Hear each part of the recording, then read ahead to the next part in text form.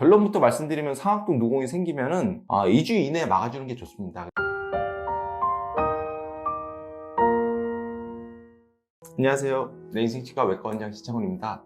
오늘은 또 오랜만에 상악동 누공에 대해서 좀 말씀드리도록 할게요. 이분이 다니시던 치과가 있어서 그 치과에서는 이 상악동 누공이 생긴 거를 해결해 주신다고 처음에 말씀을 하셨다고 하더라고요. 그래서 좀 기다리신 거죠. 계속 기다리다가 이제 차일피일 미루고 뭔가 해주시려고 말씀은 호언장담을 하셨는데 그 이후에 처치는 계속 안 되면서 이제 2년 동안 끌어오신 경우에 해당되는데, 제가 좀 그냥 환자분 엑스레이 보면서 오늘은 상악동 누공이 생겼을 때 언제 이거를 막아야 되는지에 대해서 좀 명확하게 말씀드리려고 하는데, 어저께 오셨던 분 엑스레이라든지 그 상황을 제가 보면서 좀 설명을 드리도록 할게요. 이분이 어떻게 그렇게 과정을 밟게 된지. 저희 치과에 오신 건 누공 때문에 오셨고, 여기 임플란트가 원래 있으셨대요. 10년 전에 이제 종합병원에서 심으셨고, 그 종합병원에 궁합과도 있어요. 그래서 사실은 10년 전에 심었고, 근데 이제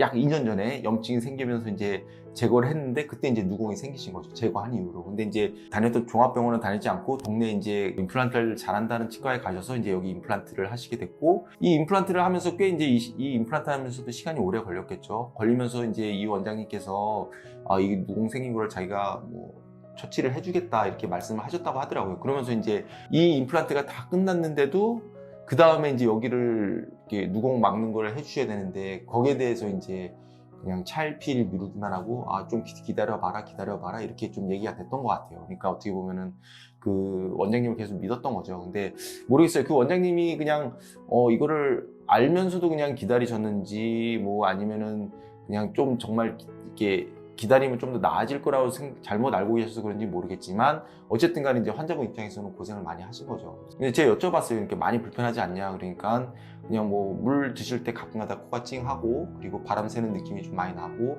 뭐 그렇지만 이제 이 안 좋은 거에 이미 이제 이분은 적응이 되신 거예요. 2년이 됐잖아요. 2년이 되면은 만성질환, 이제 상악동도 이제 뭐 염증이 심해지기는 했지만 어쨌든 이 안 좋은 거에 적응이 되신 거예요. 그래서 보면 입안 사진을 보면은 구멍이 이렇게 굉장히 작은 것 같아요. 보시면은 요거 막는 거 뭐 굉장히 뭐 별거 아닌 것 같아 보이긴 하지만, 이제 이분 입장에서는 이게 없어지지 않고 계속 있으니까 불편한 거고, 이렇게 가까이서 보면 조금 더 이렇게 선명하게 보면 여기 구멍이 살짝 보이죠? 이제 CT를 찍어 보면은 여기 보이시죠? 여기가 이제 상악동이라고 공기주머니예요. 이렇게 여기서 여기 이렇게 끊겨 있잖아요. 재보면 거의 한 여기서는 한 5mm, 6mm 구멍이 뚫려 있는 거고, 이렇게 보시는 바와 같이 잇몸의 구멍은 굉장히 작단 말이에요. 1mm, 2mm. 근데 아마 이제 CT를 아마 그 치료하신 원장님께서 보셨을 것 같아요.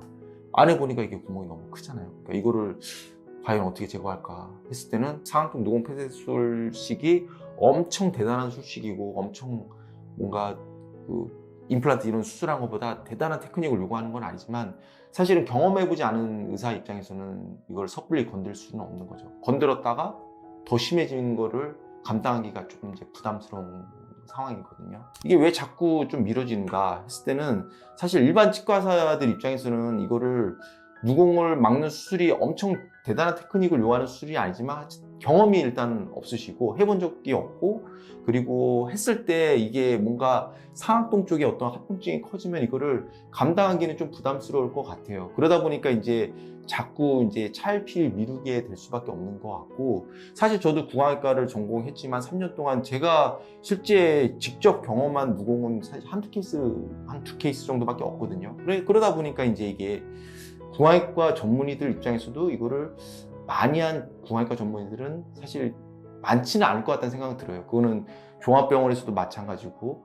그래서 이제 이런 상황이다 보니까 누공이 생겼을 때 빨리 처치를 해야 되는데, 그 시기를 놓치고 그냥 지켜보면은 잇몸이 자연스럽게 차올라와서 누공이 막히지 않을까, 이런 기대를 하는 경향이 있는 것 같습니다. 그래서 이제 저희 치과에 오시는 분들이 좀 여러 치과를 전전하다 저희 치과에 오시게 되는 경우가 좀 많은데, 그래서 앞으로 이제 이 영상을 보시는 분들 중에서 위턱뼈, 그러니까 보통 어금니 쪽을 뽑았을 때라든지, 염증이 심한 채를 뽑았다든지, 아니면 염증이 없더라도 치아 뿌리가 상악동 안에 들어가 있는 경우 있거든요.